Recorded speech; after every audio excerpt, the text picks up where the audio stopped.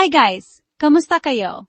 Ako si Ate Estela ninyo at sa video na ito, pag-uusapan natin ang isang tanong na madalas nagtataka ang maraming lalaki. Normal ang curiosity na ito, hindi ito bastos o nakakahiya. Sa halip, layunin natin na mas maintindihan ang isip at damdamin ng babae para mas maging maayos at healthy ang relasyon natin. O, minsan iniisip ng babae ang kanyang partner. May mga pagkakataon na natural lang na pumasok sa isip ng babae ang kanyang kasintahan o asawa.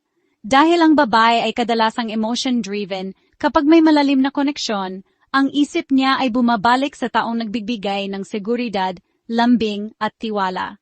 Hindi ito palaging pisikal na alaala. Kadalasan ay emosyon lang, pakiramdam ng pagiging mahalaga, closeness at intimacy. Para sa lalaki, kung iniisip ka ng partner mo sa ganitong sandali, hindi ito dahil kulang siya sa iyo, kundi dahil kasama ka sa mundo niya.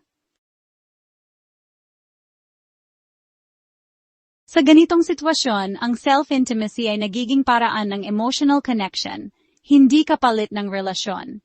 Para sa lalaki, hindi ito tanda na napapalitan ka, kundi pinapanatili ka sa isip at damdamin niya. Pero may mga oras na hindi ka niya iniisip. At normal ito, may mga sandali na sarili lang niya ang focus, walang ibang tao sa isip. Bakit? Dahil ang self-intimacy ay kadalasan self-care, parang meditation, paghinga ng malalim, o pagtulog. Para sa lalaki, ang hindi pag-iisip sa'yo ay hindi kakulangan ng pagmamahal. 4. Hindi ito sukatan ng pagmamahal o loyalty. Maraming lalaki ang nagkakamali sa pag-iisip na kung hindi ka palaging nasa isip ng babae, ibig sabihin ay kulang siya sa pagmamahal.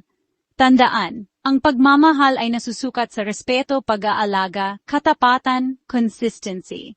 Hindi sa kung sino ang laman ng isip sa pribadong sandali. Pang babae ay may sariling mundo sa isip. Kahit nasa relasyon, ang babae ay may sariling identity, emosyon at espasyo. Hindi ibig sabihin nito ay inilalayo ka, ibig sabihin lang ay buo siyang tao kahit mag-isa. Para sa lalaki, ang babaeng may sariling mundo ay mas emotionally healthy sa relasyon. Ang pagtataksil ay may intensyon, aksyon at panlilin lang. Ang self-intimacy ay personal, tahimik at walang sinasaktan. Kapag na-insecure ang lalaki, nagiging kontrolado, nagiging mapaghinala, nasisira ang tiwala. Pero kapag naintindihan niya, mas kalmado, mas confident, mas attractive sa partner. Mas magandang tanong para sa lalaki. Sa halip na itanong, iniisip ba niya ako? Mas mahalagang itanong, komportable ba siya sa akin? Nararamdaman ba niyang ligtas siya? May emotional connection ba kami? Dito nasusukat ang tunay na intimacy. Kung may tanong ka, huwag akusasyon, huwag galit, huwag kontrol.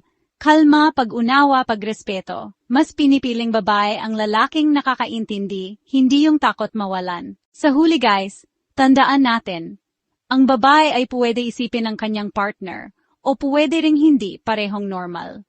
Ang tunay na sukatan ng relasyon ay tiwala, respeto at emotional safety. Kung gusto nyo ng mas malalim na usapan tungkol sa relationships, self-care at intimacy, i-like at i-subscribe ang channel para updated kayo sa mga videos namin.